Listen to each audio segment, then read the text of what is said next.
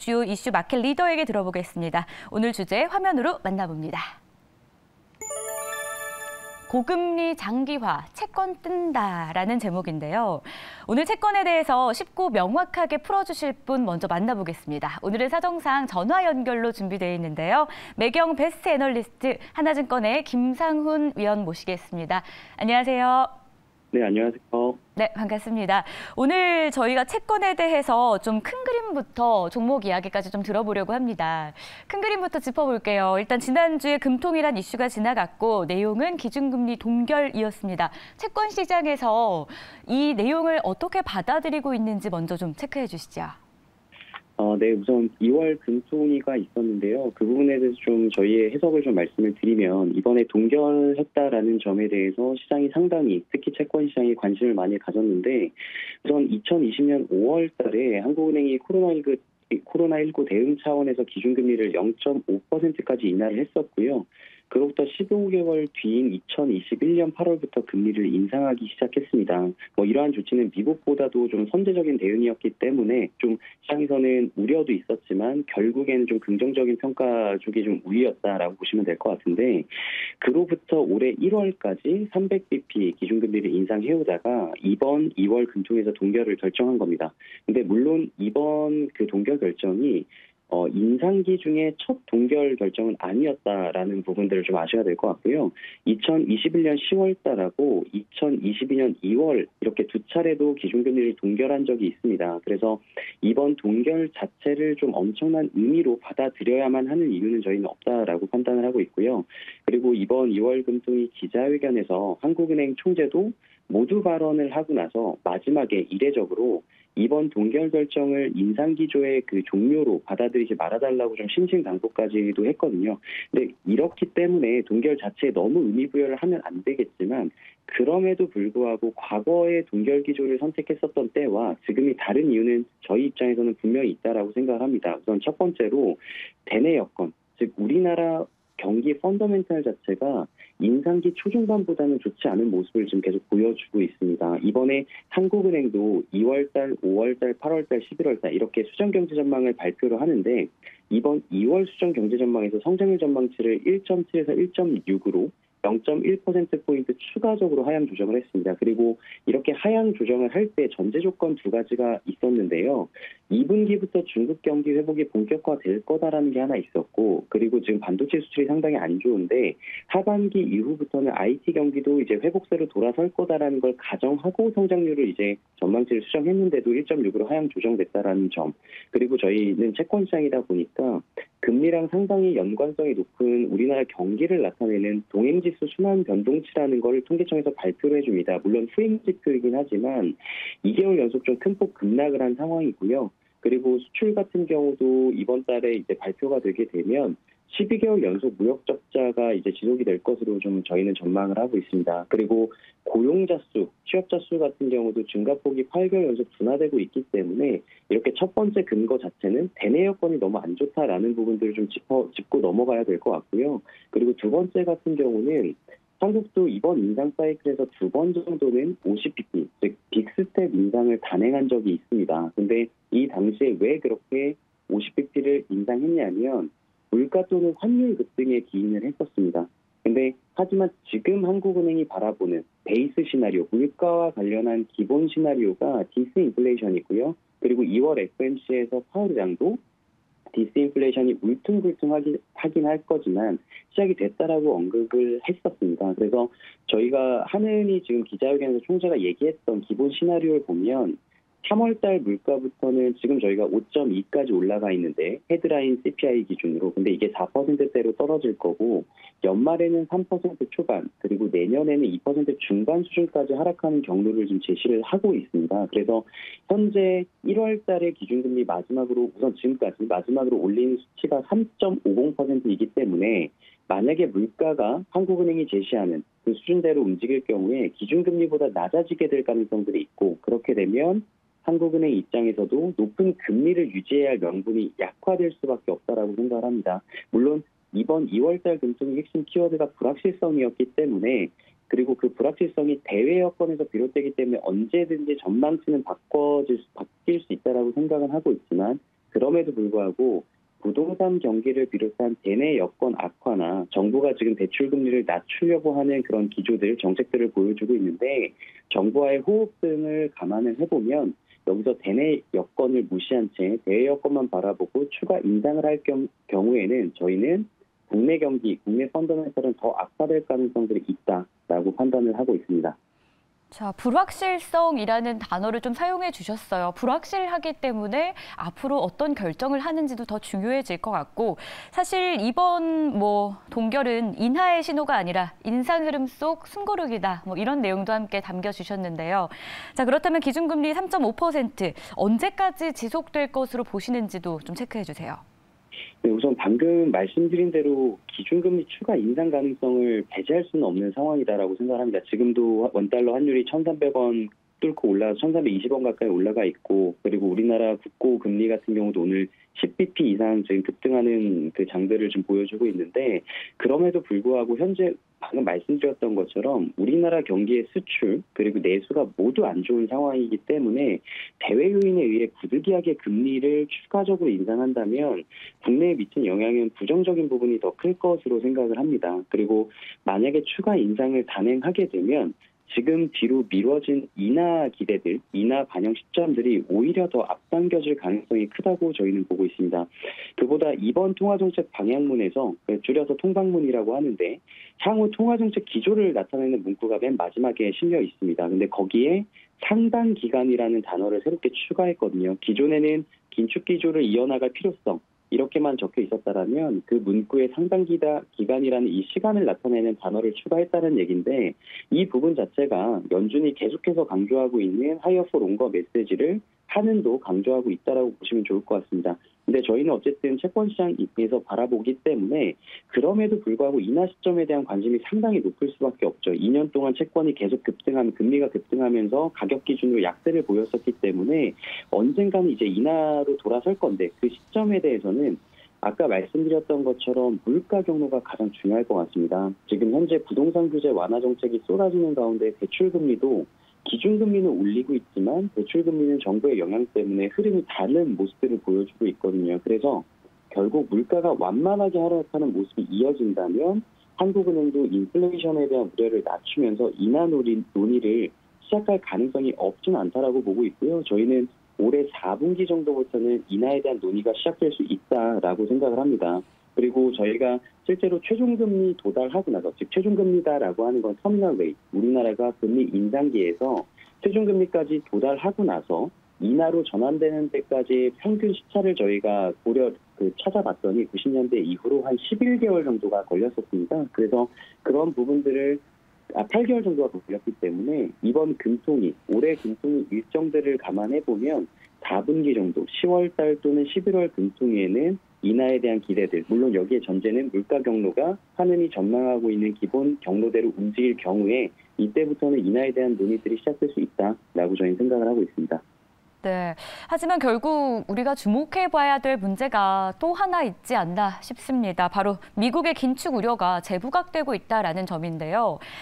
예상보다 뜨거웠던 미국의 개인 소비 지출 지수가 발표된 후에 좀 미국의 증시도 흔들리는 모습이고 킹달러 나타나면서 오늘 우리 시장에서는 환율이 1,320원 가까이까지 좀 오르고 있는 현재 구간입니다.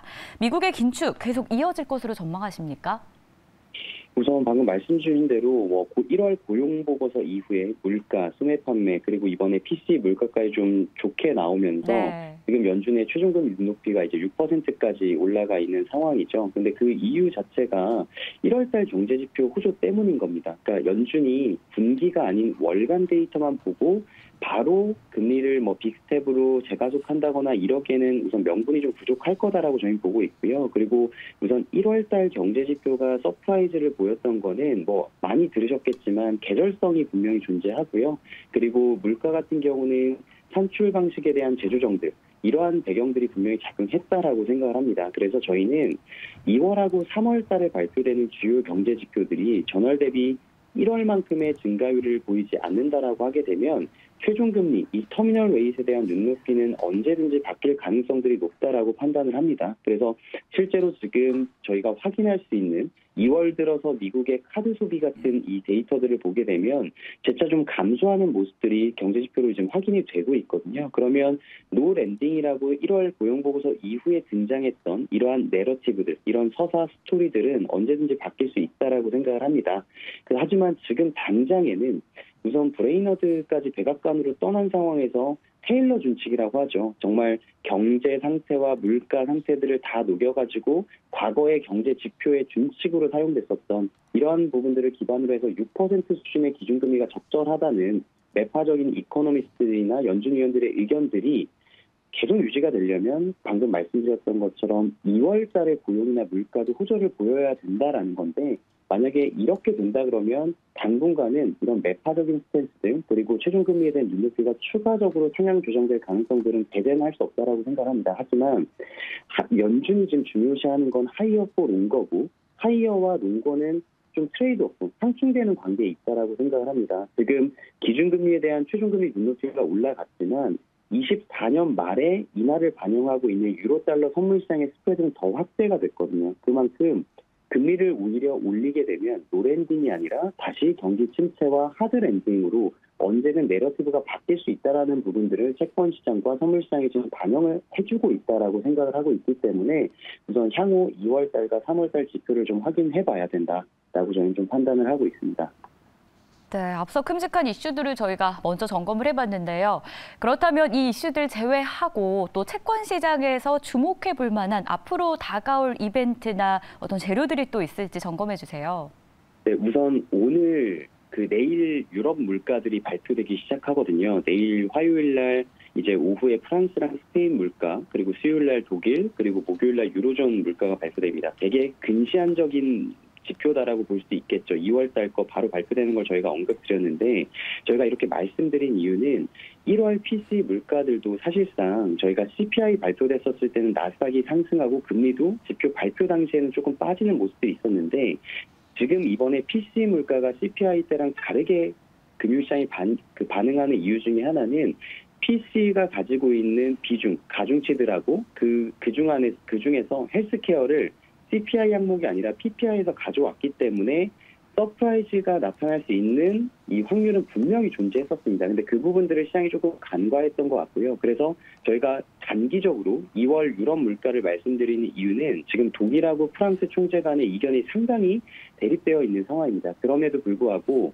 조금 더 매파적인 주장을 하는 독일 쪽에서 의견이 만약에 더 실려서 ECB에서 50bp 인상 확률이 더 늘어나게 될 경우에는, 만약에 이 2월 물가가 서프라이즈가 날 경우에는 그 시나리오로 흘러갈 가능성들이 단기적으로 있다. 이 부분이 단기 이벤트로 주목해야 될 것 같고요. 조금 분기 기준으로 하나만 더 말씀을 드리면 결국에는 3월 FOMC인 것 같습니다. 만약에 저희는 이제 그렇게 가능성을 높게 보고 있지는 않지만 2월 달하고 3월 달에 고용 물가 지표들이 시장의 예상보다도 더 좋게 나온다라고 하게 되면 3월 달에 지금 50bp 빅스텝 확률 자체가 아직은 30% 이내로 관리가 되고 있습니다. 근데 그럼에도 불구하고 이 부분들이 다시 확률이 높아지면서 50bp에 대한 인상 가능성들이 시장에 반영이 되고, 그렇게 되면서 테일러 준칙에 근간한 6% 최종금리에 대한 그 확률도 단기적일지라도 그 3월 FOMC 앞두고 더 확대된다라고 하게 되면 채권 시장은 금리가 올라가기 때문에 약세, 그리고 증시도 그 이상까지 최종금리를 반영하지 않았었기 때문에 할인율이 높아지면서 적정 밸류에 대한 우려들이 생기면서 다시 하락할 수 있는 가능성들이 좀 남아있다라고 생각을 하고 있고요. 그리고 저희가 3월 달에 저희가 발표되는 지표들 중에 14일 날 2월 CPI가 소비자 물가가 발표되고요. 17일 날에 미시간대 기대 인플레이션 3월 달께 발표가 됩니다. 근데 이 부분을 저희가 강조드리는 마지막으로 말씀드린 이유는 결국에 6월 달에 자이언트 스텝을 갑자기 시장이 반영했었을 때 연준은 블랙아웃 기간이었습니다. 연준 인사들이 지표에 대해서 코멘트를 할 수 없었을 때 이 두 가지 물가가 좋게 나왔었고, 거기에 관해서 월스트리트저널의 닉 티밀하우스 기자가 갑자기 75bp를 연준이 고려할 수 있다는 기사를 내면서 시장이 요동을 쳤었거든요. 그래서 이러한 부분들이 만약에 저희가 말씀드렸던 3월 달에 발표되는 두 가지 물가 기대 지표들이 좋게 나왔었을 경우에 이 월스트리트저널 기사까지도 확인을 해볼 필요는 있다라고 말씀을 드리겠습니다. 네, 이렇게 해서 저희가 좀 주요 이슈들을 다시 한번 체크해 봤는데요. 자, 그럼 마지막으로 정리해 보겠습니다. 저희 3월 또는 연간 채권 투자 전략 어떻게 세워봐야 좀 똑똑하게 투자했다 이런 이야기 들어볼 수 있을까요? 네, 우선 정말 어려운 질문이신데요. 네. 우선 지금처럼 연준이 하이어 포 롱거라고 지금 스탠스를 계속 가져가고 있고, 그리고 우리나라도 똑같이 이번 금통위에서 하이어 포 롱거를 추가적으로 더 강조를 했습니다. 근데 과거에 어떤 사례를 찾아보아도 하이어 포 롱거라는 기조, 즉 추가 인상 가능성도 열려 있고, 인하를 한다 그러면 인하 시점에 대해서 그리고 인하 폭에 대해서 불확실성이 큰 이 기조 안에서는 시장 변동성, 금리 변동성이 과거에도 상당히 컸습니다. 그래서 월간 경제 지표가 서프라이즈냐 쇼크냐에 따라서 아까 잠깐 말씀드렸지만 시장의 내러티브 또한 빠르게 바뀌는 경향들이 있다라고 보고 있고요. 그래서 변곡점을 미리 잡고 선제적으로 대응한다기보다는 이 하이어 포 롱거 안에서 확실히 기조가 바뀌기 전까지는 추세를 빨리 포착해서 그 추세에 편승을 하는 전략들이 오히려 수익률을 제고시키는 데는 더 유효하다라고 생각을 하고 있습니다. 그래서 저희가 뭐 자료 통해서 적정 레벨들도 제시를 해드리고 있는데, 어쨌든 저희가 바라보고 있는 적정 레벨 미로 금리가 올라갔었을 때는 여전히 장기물, 중장기물 중심으로 중장기 국채를 중심으로 분할 매수하는 전략들이 유효하다라는 판단들을 저희가 가지고 있고요. 우리나라는 WGBI 편입 이슈라는 부분들이 편입 확정 발표가 빠르게는 3월, 늦어도 9월 정도에는 이제 편입 확정 발표들은 있을 걸로 예상이 됩니다. 그리고 WGBI의 편입이 실질적으로 되게 되면 패시브 자금들이 그 인덱스 듀레이션, 이 만기를 고려했었을 때 중장기물들을 담을 수밖에 없거든요. 매수를 할 수밖에 없다라는 이 수급 재료들이 우호적으로 작용할 수 있는 이 수급 재료들이 아직은 남아있기 때문에 지금은 금리의 등락들이 불확실성으로 인해서 반복이 될 수밖에 없지만, 적정 레벨 위로 금리가 상승했었을 때는 장기물 중심으로 분할 매수를 해봤었을 때 저희가 좀 길게 보게 되면 디스인플레이션을 괜히 중앙은행 총재들이 꺼내지 않았을 거다라고 보고 있고요. 그리고 특히 3월달 물가 같은 경우는 유가의 엽기저유가를 감안해보면 조금은 드라마틱하게 물가가 빠질 가능성들이 있다라고 생각을 합니다. 그래서 만약에 마지막으로 2% 물가 수준을 회귀를 한다라고 가정을 했었을 때 지금의 장기물 금리 수준은 상당히 매력적이다라고 판단을 하고 있습니다. 그렇기 때문에 저희가 말씀드린 전략들을 좀 가지고 투자를 해보시면 그래도 좋은 성과가 있지 않을까, 이렇게 조심스럽게 예측을 해보고 있습니다. 네, 채권 시장에는 WGBI 세계 국채 지수 편입 여부도 사실 굉장히 중요한 상황인데요. 이 흐름까지 우리가 잘 챙겨볼 필요 있겠다라는 조언도 챙겨가 보도록 하겠습니다. 자, 이렇게 해서 오늘 하나증권 김상훈 애널리스트와 함께했습니다. 말씀 고맙습니다. 네, 감사합니다.